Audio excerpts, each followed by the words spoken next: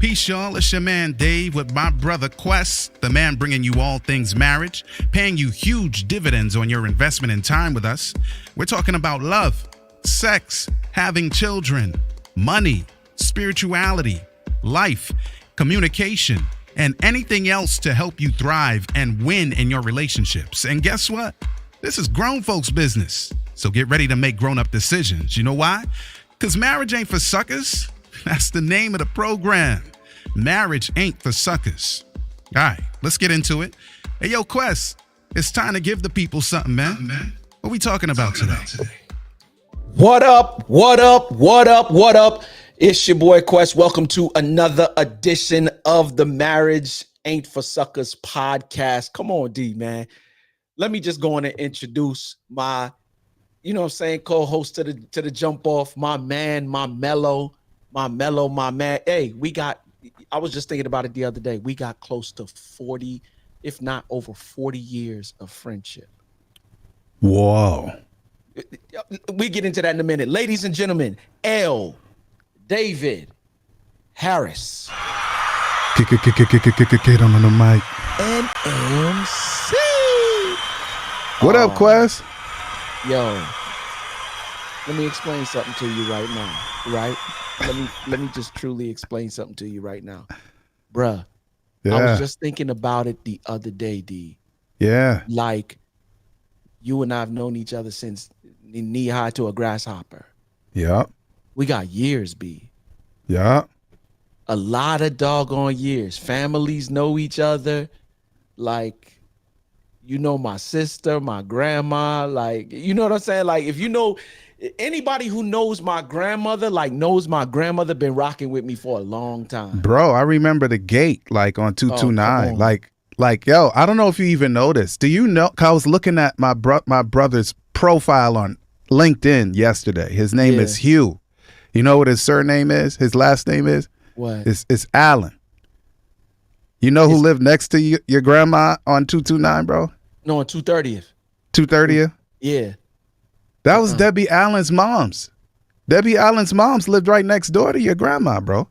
Deb and Felicia Rashad, like, they lived next door. So Hugh, I used to cut Hugh's hair. Here, yeah. From a different world, like that family was right next door, or or maybe the next door app, like one of them doors on that street. Yeah. Because I used to cut my man's hair in the early 90s. Because the lead guitarist from a group called Sky from back in the day, little R&B group. Me and his daughter, when we were young, we used to play together.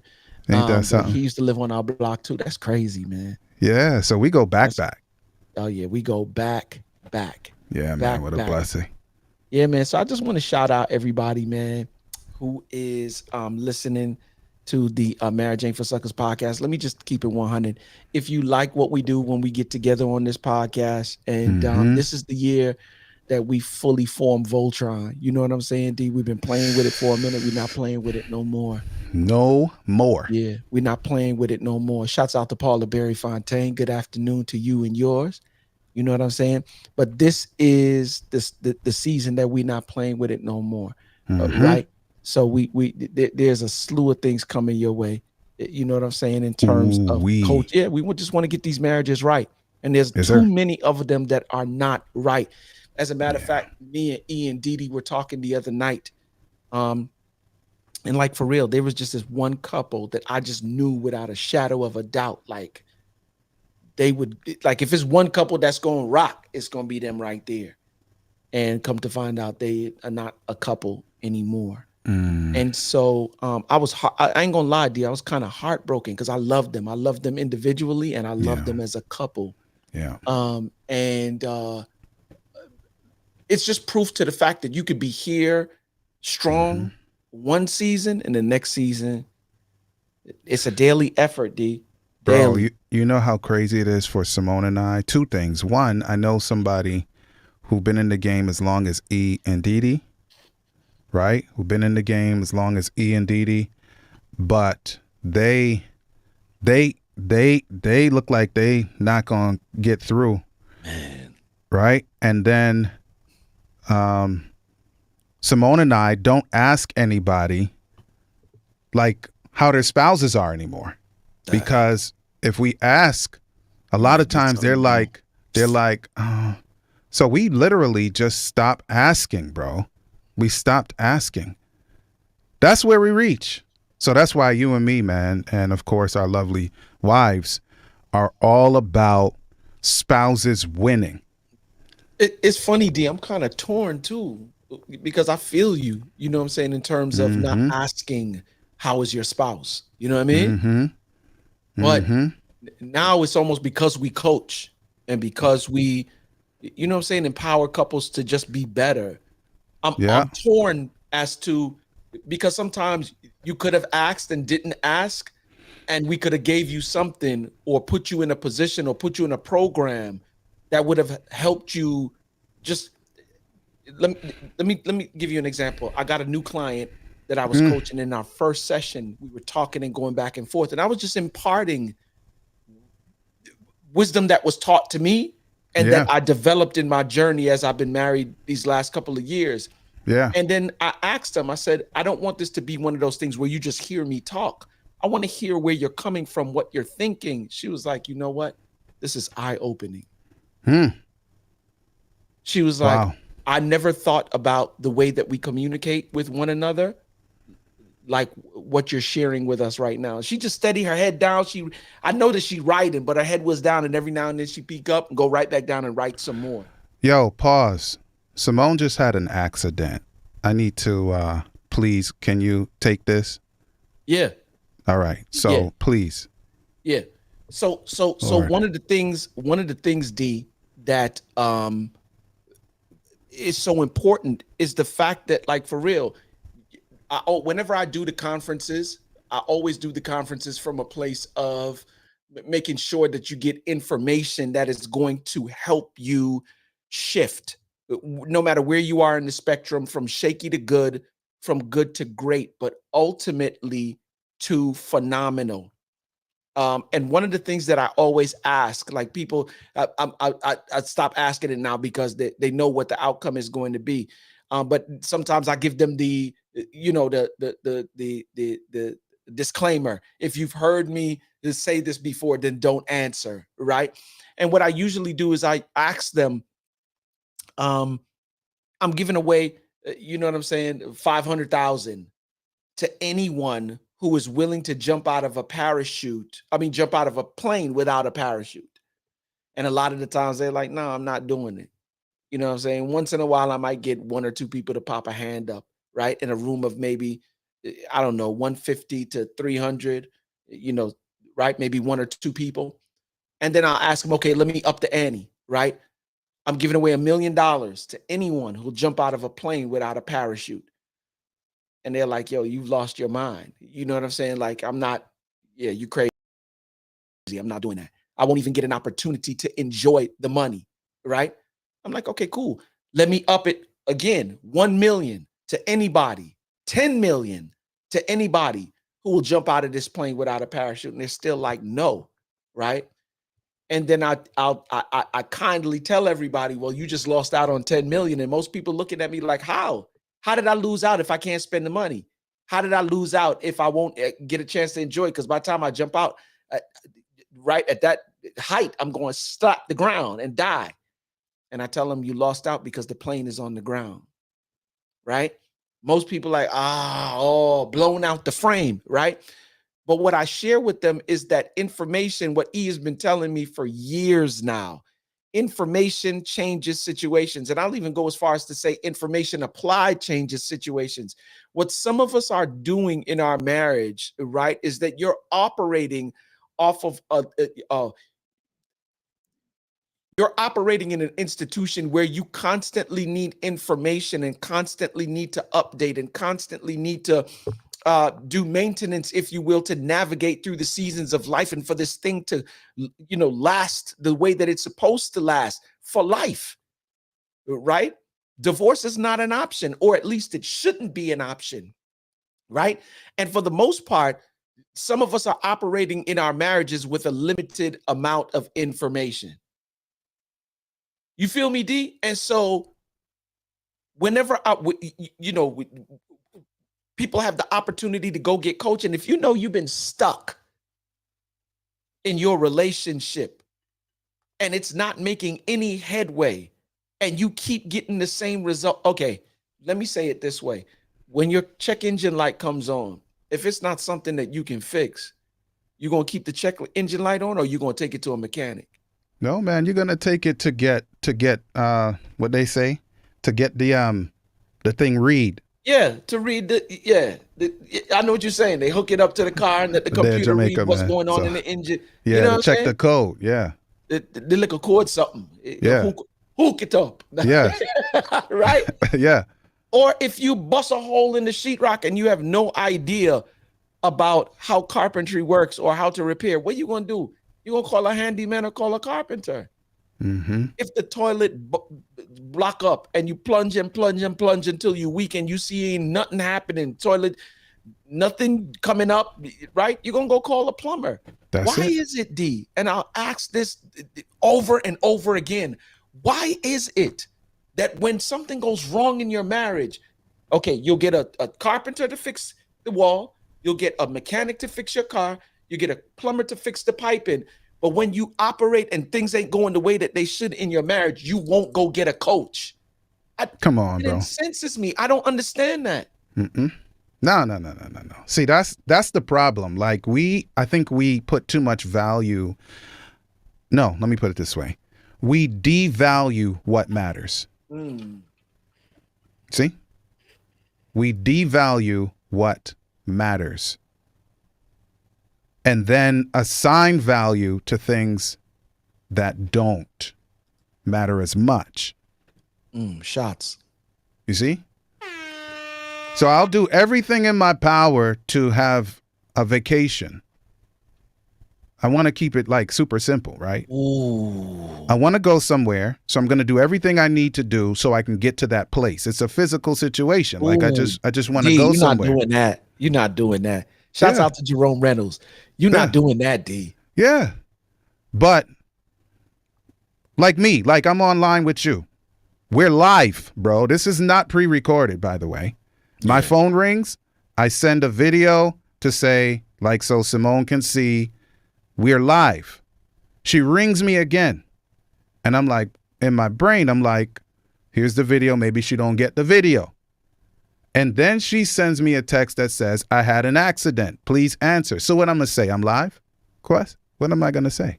I'm live? Like I'm online. We're on a podcast talking about marriage. My wife of 22 years. I'll get back to you. Work it out. Comes to a stop. Is that what I'm going to do, Quest? And here's the funny thing. I love the way that you did it too, because you told me what happened, which send the message. I don't need to know the particulars. I just know she in an accident. Handle your business. I got it from here. Yeah. Yeah. And I didn't rush her off the phone. I learned what I needed to learn, said what I needed to say, and know what her well-being is, what the real is. Now I'm safe to come here. Otherwise, you wouldn't have seen me no more. And I'd have texted you like, thanks, Quest. So we have to invest. If it is that marriage is mission critical to us, we must invest. Okay. So do the knowledge then, because we're talking about foundation today, right? What is it that prevents us from investing? And the reason I'm saying this is because when we talk about foundation, I want to be very clear. We want to talk about who we are as an individual, right? Miles Monroe, man, the man was a monster, right? He was the one who introduced the idea to me of the definition, research the definition of singleness. And every time I research the definition of what it means to be single, it does not mean to be unmarried. Keep going. The majority of definitions came up with 3 synonyms, right? Unique. There's nobody else like you. True. To the point where they might look like you, they may act like you, but they are not you. To the point where there are no 2 people. God is so dope that there are no 2 people that have the same fingerprint. Come on, man. Keep going. This is one of the reasons, sidebar, I don't know how you don't believe in God. Like, details to the point that there's no other human being on the face of the earth before you, after you, who will have your fingerprint. Different discussion for a different time. Unique. You are unique. Separate, not separate as in apart from, separate as in set aside for. You know what I'm saying? Be in the world, but not of it. You know what I'm saying? Like that kind of separate, right? Then, of course, whole. Are you whole in your mind? Are you whole in your body? Are you whole in your spirit? Let me be honest with you, D. I ain't never been a manifesting kind of dude. Right? And I felt what kind of foolishness manifest until E started talking about it on a deeper level this week. Yes, sir. I'm of course, you know, I'm in there. So, oh, of course. So you already know, right? And then immediately, whatsoever a man thinketh, so is he.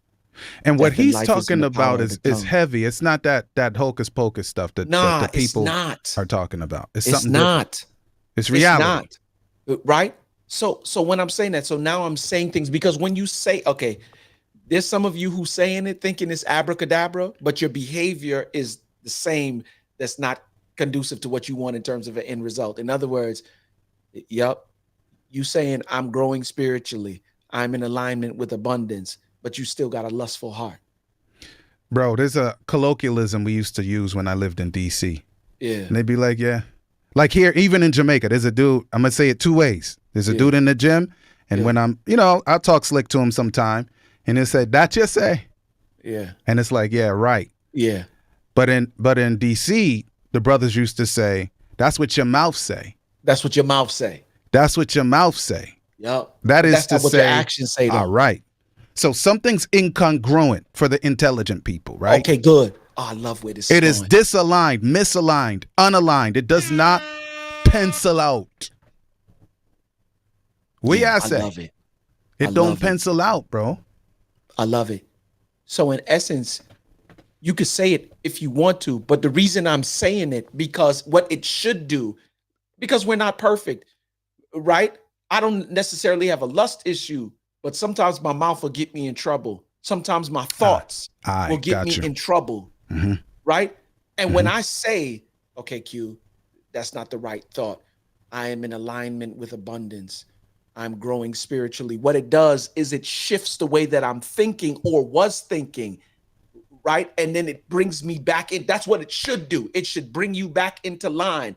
So the four that we've been talking about this week, for those of you who have not attended the UOU summit or had the opportunity, bruh, let me tell y'all something. If you don't, attend, you are losing it. You losing. The information is rich, right? So what I did, D, is I wrote it on a card and I stuck it in my wallet, but I left it out in my wallet. I left in the.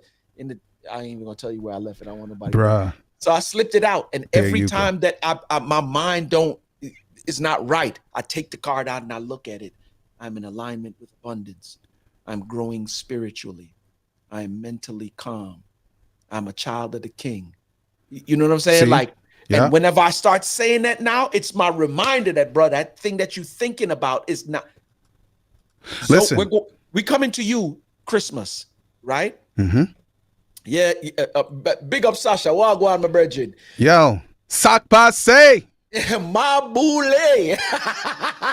You know what I'm saying? T-Relly in here too, man. So Tyrell. Here's the funny thing. I love my dog. I love Zoe with everything I got. Yes, sir. She's a 20-year-old.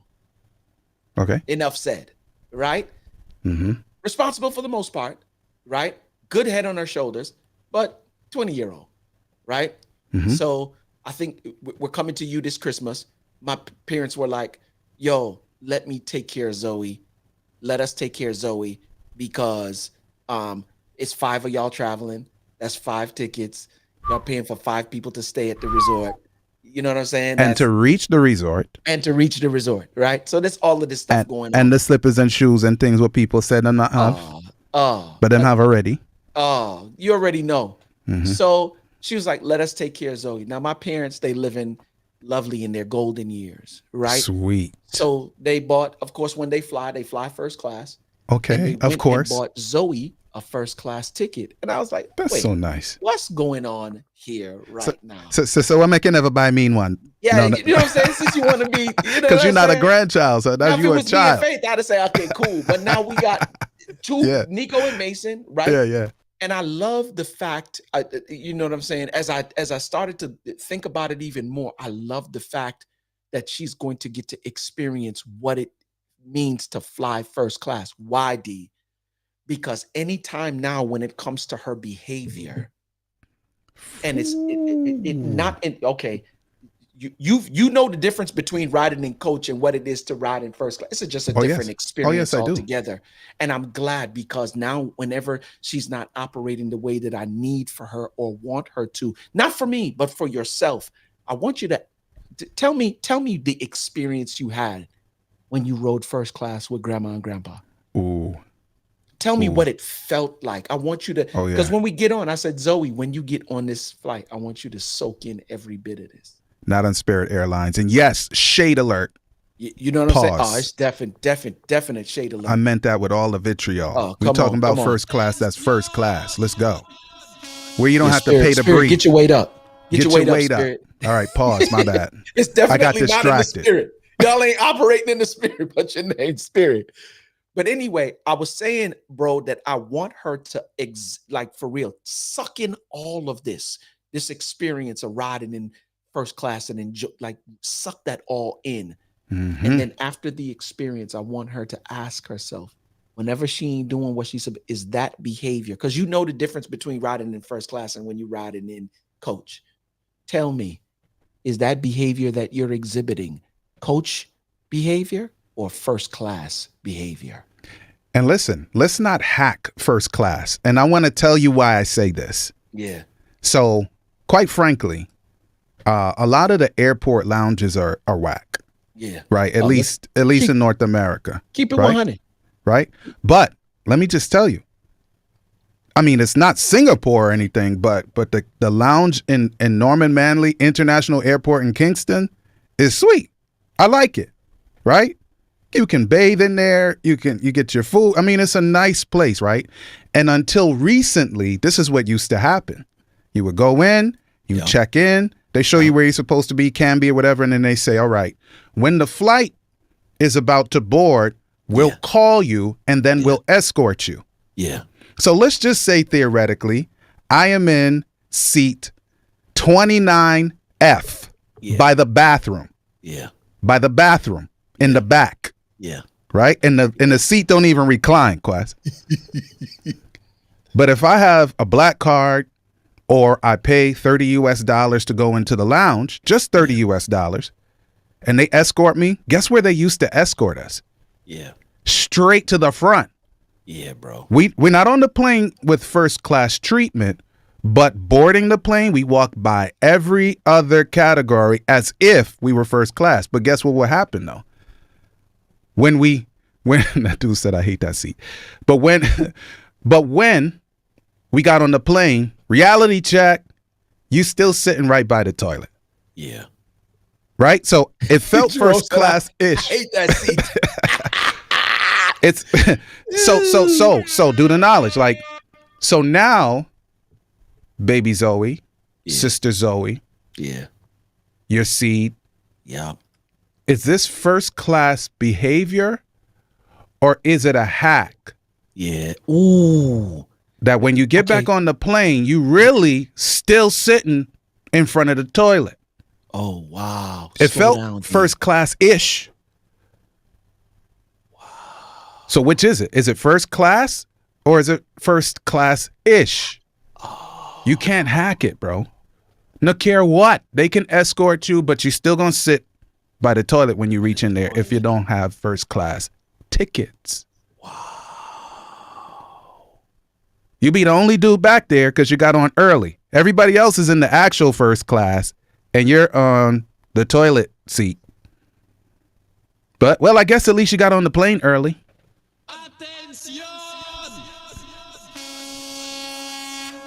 So this is the reason why I enjoy this conversation, right? Because it goes back to what you need to do in order to invest in the relationship. Like, what stops you from doing that? Because that's where we started. You said it. Like, there's certain things like you need to do, like go get a coach. Why would you not invest of all the things that you can invest in? Because here's the funny thing, D. People really think that, I don't know if it's like, once you get into relationship, all right, now I can chill. That is so upside down and backwards, bro. It's backwards, bro. As we say, backways. If you are not going to, okay, I always like to liken it to school. Like, it's one of those institutions that you enter to. This is an Ivy League institution that you never graduate from. Just imagine. There's always a certain level of intensity. I was in the gym this morning and I'm using a Zing app. Shouts out to Zing. To really be structured in my workouts, not just going all the time and work chest, arms, back, right?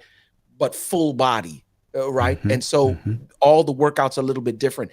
This week, the weight went up a little bit to increase the intensity. Why? Because the AI is calculating where I am in terms of, right? Was this workout intense? Was it easy? Whatever. Based upon my answers, it recalculates and says, okay, good. We going up in weight now. It always keeps a certain level of intensity that's uncomfortable so that you can grow, so that the muscles can grow. Why would you think of all things? You think that you just gonna live life with somebody who ain't wired like you, who don't think like you, and don't expect challenges and difficulties to. This is the reason why I'm saying that it's never what happens to us, it's how we respond to what happens to us. And a lot of us are losing because you ain't right in your foundation. You're not unique, you're not separate, and you're definitely not whole. Emotionally, mostly. Mentally, we can argue. But sometimes some of us are so emotional about and there's nothing wrong with the emotions. What makes it wrong is that you're putting the emotions in the decision-making seat. It's the ism part. It's the ism part. Emotionalism is the challenge. Like, think about all of the negatives from a social perspective, sociological perspective in all societies. When you start putting ism, did you just go in the bag? I have to, bro. You know, I can't stay out of there. But think about it. Once you put ism on the end of most stuff, there's something very wrong here, people. Yeah. Shout to the people who understand what racism is. Classism is. So when you start putting those 3 letters on the end of English terminologies, you're like, oh gosh, here we go. Something's going very wrong here. Choose another seat, bro. So we need to really thank God for the privilege of being married. The privilege. To our spouses. And have only them. Let me give you something. You're going to love this one, Quest. I know how much you love the gym. I know how much you love, except not, how some people dress and behave in the gym. No, that's different altogether, okay, bro. So here it is. So Simone is back in the gym for the first time in 39 months this morning. Pause. Pray that when we get to a certain level where I could just build a gym in my house. I'm tired. I remember you said that, man. Yeah, I want a gym in my house, bro. I don't want to go to the gym no more. Right. It's too much. So Simone is back. Well, I've been back since January. So there are some people that we both don't know. Right? But I have these months now that I'm back. Now she's back. And guess who these folks need to see? Yeah. They need to see that there's a queen with this king. Oh, come on. They get to physically see her. Like, she's not a figment of nobody's imagination. She's not somebody that people talk about and like, where should that, like, is it real or is he just keeping up a pair? What is it? Talk to me. So when she come in, I actually touched her bottom today, bro, in the gym. In the gym. Bro, I've never touched. I don't know about you, but Faith ain't really about the ministry yet. But when she get there, because she getting there. to Bro, get me at. Like it's something about working out together, brother. Gets you know what I'm saying? bro, I've never touched a bottom in the gym before. Yeah. I said, well, today's my first day. And she was 51 yesterday. Well, Simone was 51 2 days ago. Let Faith tell it. I'm always touching on that thing. You know what Yeah. I'm saying? And the gym is you know what I'm saying? Like the gym don't get excluded. I don't care where we are. So I'm thinking, I know it could sound, what's the word? Shallow. But Yeah. did I just say that I've been married for almost 22 years, bro? Come on, bro.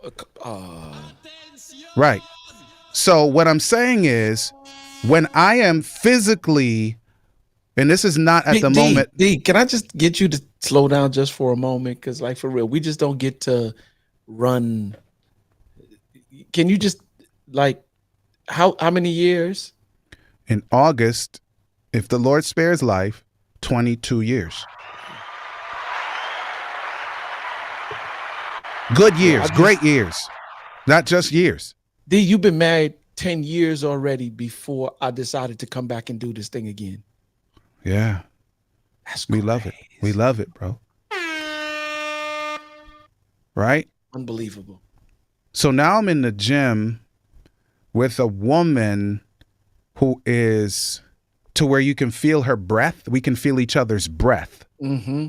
Yo, y'all that close in the gym, D? Just for a moment. Games.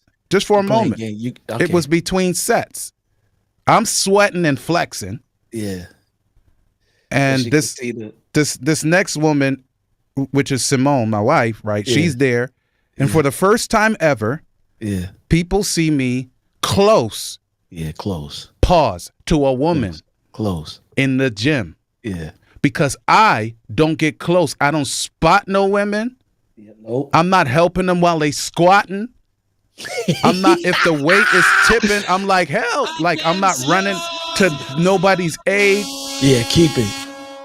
You up on the thing doing pull-ups. I'm way over there waiting for you because I want to use the thing that's near where the pull-up rack is, but I'm over there waiting because you're not going to fall down accidentally on me on purpose. Yo, let me say this. And there are a lot of people. Let me just look at my camera real quick. It's a lot of people duty when you go to the gym, and if especially it's one of the opposite sex, and they ask you to spot in some way, shape, or form, and you tell them you can't do that, and they'll tell you dumb stuff like, "Oh, you being weird." I'm being weird, and I'll be married for life while you out here. You know what I do, Quest? Straight. I'll call a name. It's a woman's name. Safe older women who work out in the gym. Yeah. Call one, I don't know, make up one, Abigail. Yeah. So can you spot me? Abigail. She needs a spot. Abigail. No, Abigail is the safe one in my brain. So it's a friend, like a friend who works out, or an older woman who actually works out, right? Yeah. And then Lily, she may say, can you help me with this? Abigail. That's me. Yeah. Yeah. Hold on for a second. Abigail can help you. And I step off. Yep. Can you help her? And I'm gone, bro. And I don't even wait. I don't even wait to see. Yep. Y'all can call it what you want to call it, but I ain't crazy.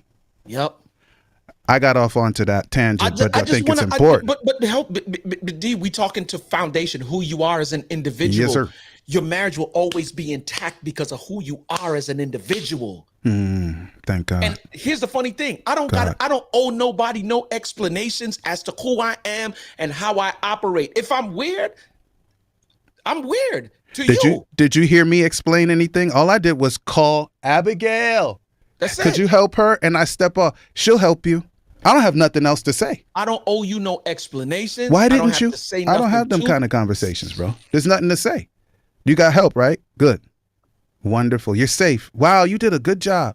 Thanks, Abigail. And I'm gone, bro. Next set. Can I keep it 100? There was a time in my life where I was that dude. Mm-hmm.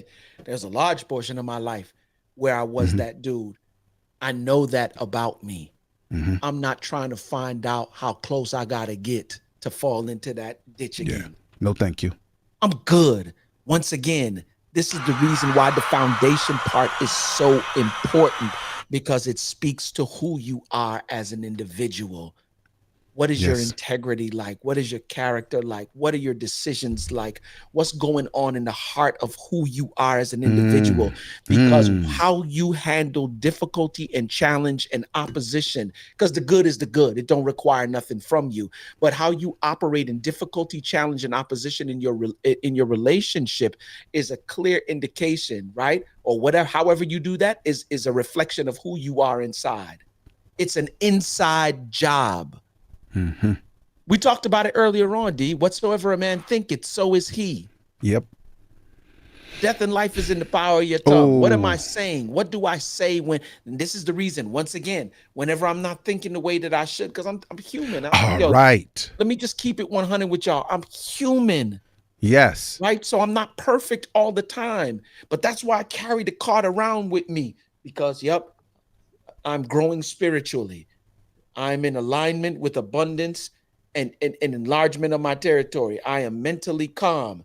I am unique, separate, and whole, because when my mind don't go to the place, or it's not in the place that it should be, and I read back through my affirmations, it should do is pull you right back into line. Some of you so doggone own wayish that you want to say the affirmations, but you want to keep the same behavior. Bro. So many things I want to say. I know you only have, I'll call it 3 minutes-ish. Yep. But listen, boy. So when I'm talking to people about having victory over any temptation, I slow walk them. And I'm like, I know people talk about it. Have faith in God. Well, that's a true statement, but what does that mean? Like, how do I, if there's a temptation in front of me, how does have faith in God, how does that become actionable, right? And one of the things that you're showing, and you're talking about E that connect with E too, is when God created the world, he said a lot of stuff. He said, let there be light, and immediately there was light. And I could go down through the thing. Say it again. When God said, let there be light, there was light. And it was because he said it. His mouth said it, but in God's mouth is power, like absolute power. So when Jesus lived on planet Earth, he would say, take up your bed and walk. Same thing. Same power, instant action, because the power is in his mouth. So more than just that. But if I'm tempted, I'm a Bible guy, so let's go there for a second. Can we? So if I'm tempted and my brain is hearing and seeing and experiencing the potential sin, then how do I hack my brain? How do I hack? Do I have faith? You got to take your time when you're doing this stuff, bro. You really do. Calm, the African cat. Calm down, my bro. Calm down. Yes. Real talk. Let's get it. So when I'm seeing and experiencing the potential sin in my brain, then I have to replace the words in my brain with his words. There hath no temptation taken me, but such as is common to man. But God is faithful, who will with the temptation provide a way of escape that I may be able to bear it. And if it takes 25 times of saying that, because his word is still power, you see? If it takes 25 times, 100 times during that one episode of temptation to replace my thoughts and virtual experiences with his words, which are power, then that's what it is. I hit that. And continue to do that until the temptation goes away. The Bible says, as a person thinks in our hearts, so are we. But a brother we know in real life said, you are not what you think you are, comma, but what you think, pause, you are. Come you on. are what your thoughts are. I don't care what your mouth say.